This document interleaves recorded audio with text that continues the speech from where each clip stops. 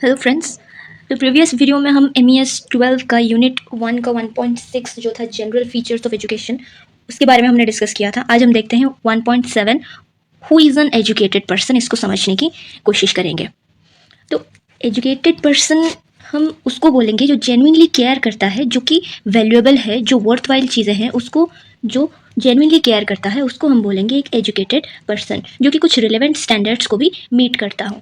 ठीक, तो education is not just about acquiring knowledge, ये कुछ मीनिंगफुल एंगेजमेंट एंड एक्टिविटीज़ को भी डिपेंड करता है, एक्टिविटीज़ पर भी ये डिपेंड करता है। ठीक, एंड कुछ फॉर्म्स ऑफ नॉलेज पर भी ये डिपेंड करता है। हर एक इंडिविजुअल को ये पता होना चाहिए कि वो कोई चीज़ क्यों कर रहा है। ठीक है, वो क्या कर रहा है और क्यों कर रहा है, इसका उसको पता होना चाहिए। ट्रू एजुकेशन कंप्रीहेंशन को इन्वॉल्व करता है, मतलब कोई चीज़ अगर कोई कर रहा है तो उसको समझ में आना चाहिए कि वो चीज़ वो सही कर रहा है कि गलत कर रहा है। वॉलेंटरी पार्टिसिपेशन होनी चाहिए, उसके साथ साथ ऑटोनॉमी होनी चाहिए। ऑटोनॉमी होना चाहिए कि किस चीज़ को वो अपोज करेगा, किस चीज़ को वो सपोर्ट करेगा। ठीक, वो किसी भी कंडीशनिंग या इंडोक्ट्रिनेशन का शिकार ना हो जाए, कंडीशनिंग या इंडोक्ट्रिनेशन का वो शिकार ना हो जाए। ठीक, तो उसको हम बोलेंगे एक ट्रू एजुकेशन। हाँ, ये एक ट्रूली एजुकेटेड पर्सन है, ये खुद की सिचुएशन को कंप्रीहेंड कर पा रहा है, पार्टिसिपेट कर पा रहा है, और बिना किसी इंडोक्ट्रिनेशन के, बिना किसी मैनिपुलेशन के वो अपना ओपिनियन रख पा रहा है, तो उसको हम बोलेंगे एक ट्रूली एजुकेटेड पर्सन। ठीक, अगर हम देखें कि जो अथॉरिटेरियन मेथड्स हैं, अथॉरिटेरियन जो पीपल हैं वो क्या करते हैं कि चिल्ड्रन को फोर्स करते हैं किसी भी एक्टिविटी को करने की, चिल्ड्रंस को फोर्स करते हैं किसी भी एक्टिविटीज़ को करने की, हालांकि ये सही नहीं होता है। पर जो ग्रोथ थियरिस्ट हैं ये कहते हैं कि एक अट्रैक्टिव वे में बच्चों के सामने कोई सिचुएशन पेश किया जाए और कुछ प्रोसेसेस किया जाए, जिसके वजह से वो जो चाइल्ड है उस चाइल्ड के अंदर क्या होगा ना, इंटरेस्ट पैदा होगा चीज़ें करने की, इंटरेस्ट पैदा होगा कोई भी एक्टिविटी को करने की। ठीक, वो क्यूरियस होगा और वर्थवाइल थिंग्स के ऊपर वो भी केयर करेगा, वो अट्रैक्टिव वे के ऊपर वो खुद अट्रैक्ट होकर कुछ चीज़ें खुद से करने की वो कोशिश करेगा। ठीक, तो इन एसेंस इस पूरे पैराग्राफ में क्या लिखा हुआ है अगर डिस्कस करें बोले एक सेंटेंस में, तो हम ये कह सकते हैं कि बीइंग एजुकेटेड मतलब होता है जो वैल्यूएबल चीज़ें हैं, जो वैल्यूएबल थिंग्स है उसको एक इंसान, एक बच्चा समझना चाहिए, कौन सी चीज़ वैल्यूएबल है, कौन सी चीज़ हमें करना चाहिए और क्या क्या कंडीशंस हैं जिसके चलते हम इसको अचीव कर पाएंगे। ठीक, तो ये सब चीज़ें एक बच्चा को पता होना चाहिए। तो in brief, caring about what is worthwhile and providing conditions and things to attain what is worthwhile को अचीव करना, वर्थवाइल पर केयर करना, एंड क्या वर्थवाइल है, क्या सही है, उसको अचीव करने की कोशिश करना, अचीव करने के लिए क्या क्या कंडीशंस चाहिए उसको समझना और उसको इस्टेब्लिश करना, यही होता है एक एजुकेटेड पर्सन का, एक एजुकेटेड इंसान का जो है कैरेक्टरिस्टिक। नेक्स्ट देखते हैं 1.7.1 में Plato's view of education, A synthesis of moulding model and growth model. तो मोल्डिंग मॉडल में हम देखते हैं कि चाइल्ड के जो बिहेवियर है, चाइल्ड का जो एक्टिविटीज़ है उसको हम हमेशा से मोल्ड करने की कोशिश करते हैं, हम अपनी तरीके से उसको ढालने की कोशिश करते हैं। जबकि ग्रोथ मॉडल में ग्रोथ थियरिस्ट क्या बोलते हैं कि ये एक जो इंडिविजुअल है उसको उसके सामने सिचुएशंस प्रोवाइड करो जिसके वजह से वो कुछ एक्टिविटीज़ खुद करने की कोशिश करेगा, वो सेल्फ मोटिवेटेड होकर चीज़ें करने की कोशिश करेगा। तो प्लेटो का व्यू कहीं ना कहीं मोल्डिंग मॉडल और ग्रोथ मॉडल के बीच में एक सिंथेसिस की तरह काम करता है। ठीक है, तो ये बिलीव करते हैं कि जो existence of objective truths and standards that education should help individuals achieve, कुछ standards होने चाहिए, कुछ truths होने चाहिए जिसको education के जरिए एक individual achieve कर पाना चाहिए। पर मोल्डिंग मॉडल क्या करता है कि साइकोलॉजिकली एंड मोरली अनसाउंड चीज़ ये एक बोलता है कि he rejected question as both psychologically and morally unsound. तो क्वेश्चन को वो रिजेक्ट करते हैं। कौन रिजेक्ट करते हैं? प्लेटो रिजेक्ट करते हैं, जो कि ग्रोथ थियरिस्ट का मानना है। प्लेटो और किस चीज़ को इंपॉर्टेंस देते हैं? सीइंग एंड ग्रास्पिंग को वो इंपॉर्टेंस देते हैं, सीइंग एंड ग्रास्पिंग को वो ग्रास्पिंग ऑफ ट्रूथ्स को वो इंपॉर्टेंस देते हैं। Cognitive and autonomous processes of learning को वो एम्फसाइज करते हैं। मतलब वही चीज़ कि जो ग्रोथ मॉडल में जिस तरह से कहा जा रहा है कि सिचुएशन ऐसा दो कि एक इंडिविजुअल उसमें खुद में कुछ एक्टिविटीज़ करके सीखने की कोशिश करे, वो धीरे धीरे चीज़ें उसकी कॉग्निटिव इम्प्रूवमेंट में उसको मदद करे और वो चीज़ ऑटोनॉमस प्रोसेस से उसके लाइफ में होता रहे। जो भी चीज़ वो सीख रहा है, जो भी चीज़ वो सीख रहा है वो उसके एक्सपीरियंस में ऐड होता चले और वो धीरे धीरे इम्प्रूव करता चले। तो ओवरऑली अगर देखें तो प्लेटो कहते हैं कि कोर्सिंग मत करो। एक इंडिविजुअल को उसका एनवायरनमेंट दो जहाँ पे वो चीज़ें सीखेगा और क्या चीज़ उसको करना है, क्या चीज़ उसको नहीं करना है, कौन सा वैल्यू उसको ग्रास्प करना है, कौन सा ट्रूथ उसको ग्रास्प करना है, वो खुद से वो चीज़ें सीखेगा। ऐसा नहीं है कि जो वर्क्स लाइक माइंड है उसको उसमें इम्प्रिंट करने के लिए हम उसको कोर्स करते जाएं, उसको फोर्सफुली हम करते जाएं। वो ग्रास्प करेगा, चीज़ें सीखेगा, देख के सीखेगा, कॉन्सेप्चुअल पॉइंट ऑफ व्यू को समझेगा, पर ऐसा नहीं कि हम उसको बार बार चीज़ें उसके दिमाग में डालते जाएं और उसको फोर्स करते रहें कि ये सिचुएशन तुम देखो और ये सिचुएशन में तुम ऐसे इसी तरह से ही वो काम करो और इसी तरह से ही रिएक्ट करो। ऐसा हम उसको बिहेवियर मोल्ड करने के लिए फोर्स नहीं कर सकते हैं। ये प्लेटो का थॉट है। फिर देखते हैं 1.7.2 जो कि है एजुकेशन द कॉग्निटिव पर्सपेक्टिव। तो एजुकेशन को अगर हम एक कॉग्निटिव पर्सपेक्टिव से देखें तब ट्रू एजुकेशन हम किसको बोलेंगे, तब ट्रू एजुकेशन हम किससे बोलेंगे। फॉर एग्जाम्पल सोचिए कि एक डॉक्टर है, वो प्रॉपरली ट्रेंड है और स्किल्ड है, ठीक है, पर उसके सामने एक सिचुएशन आता है कि एक पेशेंट जो है उसके पास प्रॉपर फी नहीं है देने को। तो इस केस में ये डॉक्टर जो क्या करता है ना कि बोलता है कि बिना फी के हम तुम्हारा ट्रीटमेंट नहीं कर सकते हैं, चाहे जो भी हो जाए, हमको फी पेमेंट करो, उसके बाद हम ट्रीटमेंट करेंगे। तो क्या हम ऐसे पीपल को बोलेंगे कि ये प्रॉपरली एजुकेटेड है? क्या हम ऐसे पीपल को बोलेंगे कि ये प्रॉपरली एजुकेटेड है?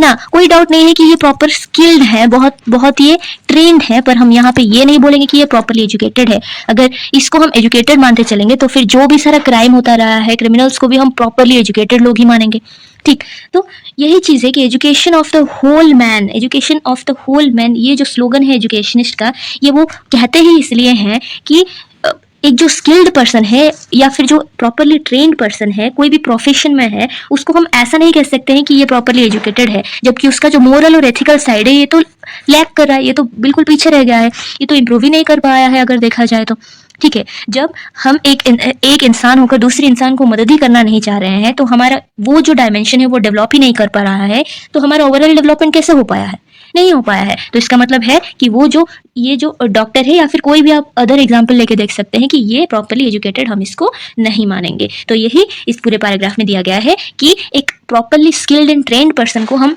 तब तक एजुकेटेड नहीं मानेंगे जब तक कि वो सारी वैल्यूज को नहीं मानता है, उसका जो हर एक डायमेंशन में उसका डेवलपमेंट नहीं हुआ हो, वो ह्यूमैनिटी उसके अंदर अच्छा से डेवलपमेंट नहीं हुआ हो, और उसका जो कैरेक्टर है, कैरेक्टर बिल्डिंग, पर्सनालिटी डेवलपमेंट, यही तो मेन मोटिव होता है एजुकेशन का। तो वही अगर नहीं हो पाया है तो सिर्फ स्किल देके उसको एक जॉब में लगवा के हम उसका अर्निंग तो करवा रहे हैं, पर उसको एक अच्छा ह्यूमन बीइंग नहीं बना पाए हैं, तो इसको हम प्रॉपरली एजुकेटेड पर्सन नहीं बोल सकते। नेक्स्ट 1.7.3 जिसमें है educating the emotions versus training of education. देखिए, एजुकेटिंग इमोशंस, एजुकेट कराना इमोशंस को, और उसके ट्रेनिंग कराना दो अलग बात होता है, ठीक, दो डिस्टिंक्ट प्रोसेस होता है। ट्रेनिंग में हम देखते हैं कि उसको हैबिचुअल रिस्पॉन्सेस हम करवाते हैं, उसका जो कोई भी उसको सिचुएशन प्रोवाइड कीजिए और उस पे वो किस तरह से एक इंडिविजुअल प्रॉपरली इमोशंस को अपना कंट्रोल कर पाएगा, उसका हम ट्रेनिंग करते हैं। एजुकेटिंग द इमोशंस मतलब सिर्फ हम उसको बताते जा रहे हैं या फिर कोई सा स्टोरी बता रहे हैं, इन सब चीज़ों से हम उसको सिखाने की कोशिश कर रहे हैं, पर उसको हम ट्रेन नहीं कर रहे हैं। जब हम हमेशा उसे एक सिचुएशन देंगे और उस सिचुएशन में उसको ढालने की कोशिश करेंगे और उसका हैबिचुएटेड वो बनाएंगे कि उस तरह से उस सिचुएशन में वो करने की कोशिश करे, अपनी इमोशंस को हैंडल करने की वो कोशिश करते जाए, प्रैक्टिस करते जाए, फिर उसका जो है वो दिमाग में उसके बैठ जाएगा और वो हैबिचुएटेड हो जाएगा उस सिचुएशन में किस तरह से उसको रिएक्ट करना है, ठीक है। तो यही है कि इसमें ओवरऑली अगर बात करें तो यही बताया गया है कि सिर्फ इमोशंस को एजुकेट कराने से बजाय, इमोशन को सिर्फ बातों में बताने के बजाय आप इमोशंस को ट्रेन कराएं और डेवलप कराएं, ईक्यू को, इमोशनल इंटेलिजेंस को, इमोशनल क्वेश्चन को बच्चों को डेवलप कराएं, ठीक। तो इमोशन की ट्रेनिंग करना हम एक नैरोअर प्रोसेस मान सकते हैं, क्योंकि हम इसमें ट्रेनिंग तो दे रहे हैं, और एजुकेटिंग द इमोशंस में हम देखते हैं कि ये एक तरह से डीपर प्रोसेस है जिसमें कि बिलीव्स, वैल्यू और reasoning behind the emotional responses की रीजनिंग कैसा है, चीज़ें हम सिखाते चलेंगे बच्चों को, धीरे धीरे वो क्या होता है ना, उनके दिमाग में जो रीजनिंग का कैपेबिलिटी है वो इम्प्रूव करता है, और वो खुद से ये ट्रेनिंग से वो इंस्पायर करते हैं। और फिर जैसे कि मोरल एजुकेशन हो गया, उन सब में हम क्या करते हैं, उनको एनकरेज करते हैं, उनके दिमाग में हम क्रिएट करते हैं उस तरह का सिचुएशन जिसके वजह से ना उनके दिमाग में क्या होता है, रीजनिंग आ जाती है कि किस तरह से एक जजमेंट को पास की जाए, क्या हमारे वैल्यूज़ होनी चाहिए। हाँ, ठीक है। तो ये सब जो कॉग्निटिव स्कोप है ये मिलता है एजुकेटिंग द इमोशंस से। तो ट्रेनिंग भी हम करवाएंगे और इमोशंस को हम एजुकेट भी करवाएंगे, यानी कि हम मोरल जो चीज़ें हैं उनको बताएंगे भी और सिचुएशंस भी उनको प्रोवाइड करेंगे, ताकि वो उस सिचुएशन में सोच सके, पहले हाइपोथेटिकली वो चीज़ें सोच सके, फिर सोचने के बाद उसको हम कोशिश करेंगे इमोशंस को कि उस सिचुएशन में, उस लिमिटेड सिचुएशन में वो रिस्पॉन्स किस तरह से दे, अप्रोप्रिएट रिस्पॉन्स जनरेट करने की ट्रेनिंग भी कराएंगे। तो इसके बाद ही हम कह सकते हैं कि प्रॉपरली वो जो मोरल पॉइंट ऑफ व्यू से हम देख सकते हैं, उसका जो ह्यूमैनिटेरियन अगर रोल्स हम देखें, ह्यूमनिस्टिकली वो एक इंडिविजुअल डेवलप कर सकेगा अच्छे से।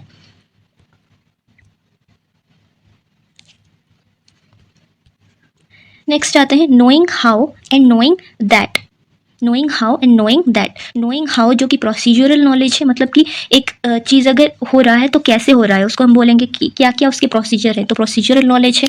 नोइंग दैट जो हो रहा है उसको अच्छे से जानना, क्या हो रहा है और कैसे हो रहा है, चीज़ों को समझना, उसी को कह रहे हैं हम यहाँ पे knowing how and knowing what.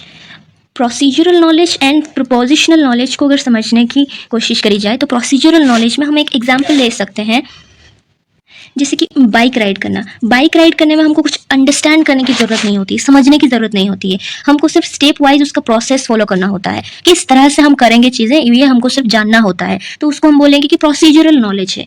पर एजुकेशन सिर्फ प्रोसीजरल नॉलेज नहीं है, मतलब कि ट्रेनिंग सिर्फ नहीं है, सिर्फ ट्रेनिंग कराना एजुकेशन का काम नहीं है। नोइंग हाउ होता है पर नोइंग दैट भी इम्पोर्टेंट है। नॉलेज, ट्रू नॉलेज को जानना भी इम्पोर्टेंट है, जो ट्रू नॉलेज है उसको जानना, उसको अंडरस्टैंड करना भी इम्पोर्टेंट है। लाइक हिस्ट्री, साइंस, लिटरेचर, इन सब चीज़ों में क्या होता है, हमको बहुत चीज़ें जानना होता है, हमको वही हेल्प करता है जो हमारे व्यू को और ज़्यादा डीपेंड करता है और ज़्यादा वाइडन करता है। अब हम हिस्ट्री पढ़ते हैं तभी तो हम समझ पा रहे हैं कि पहले हमारे जो लोग थे वो, उन लोगों ने क्या पास्ट में गलतियां की थी, या फिर हम उसको सुधार कैसे सकते हैं, हम क्या क्या चीज़ों में मॉडिफाई करेंगे तो हमारा जो सोसाइटी है वो इम्प्रूव कर सकता है। साइंस एंड टेक्नोलॉजी में भी हम इस तरह से इम्प्रूवमेंट कराते हैं। तो ये सब चीज़ें जो है हमारे ब्रेन की फैकल्टीज़ को इम्प्रूव करने के लिए मदद करते हैं। तो नोइंग दैट, चीज़ों को पहले तो समझो और समझने के बाद ट्राई करो खुद को किसी भी पर्टिकुलर चीज़ में स्किल करने की, ट्रेन करने की। जैसे हम गेम्स की बात करते हैं तो गेम्स में हमें स्किल्स की ज़रूरत होती है,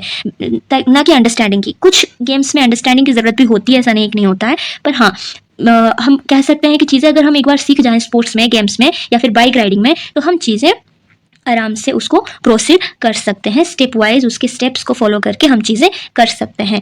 पर जो एजुकेशनल इंपॉर्टेंस की अगर बात करें यहाँ पे, तो हमें नोइंग हाउ की भी ज़रूरत होती है, प्रॉपर नॉलेज को एक्वायर करने की, क्वालिटीज़ ऑफ माइंड को इम्प्रूव करने की, कैरेक्टर इम्प्रूव करने की। फिर उसके बाद हम स्किल्स पर फोकस करेंगे जो कि हमारे वाइडर एरिया ऑफ लाइफ में हमको मदद करेगी।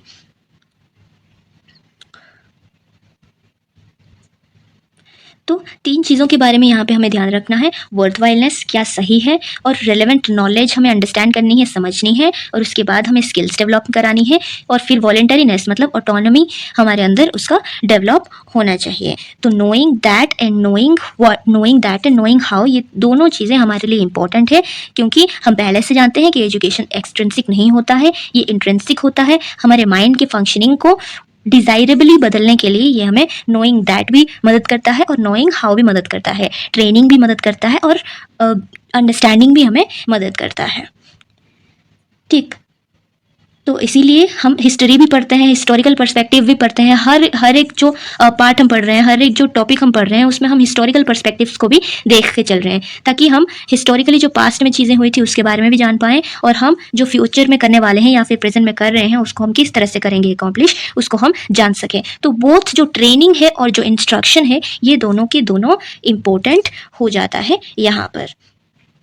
ठीक, तो यहाँ पे ये टॉपिक ख़त्म होता है, और 1.8 जो है एजुकेशन एज इनिशिएशन, हम ये अपनी नेक्स्ट वीडियो में देखने वाले हैं। तो till then bye bye, take care. Video अच्छा लगे तो लाइक, शेयर एंड सब्सक्राइब करना मत भूलिएगा।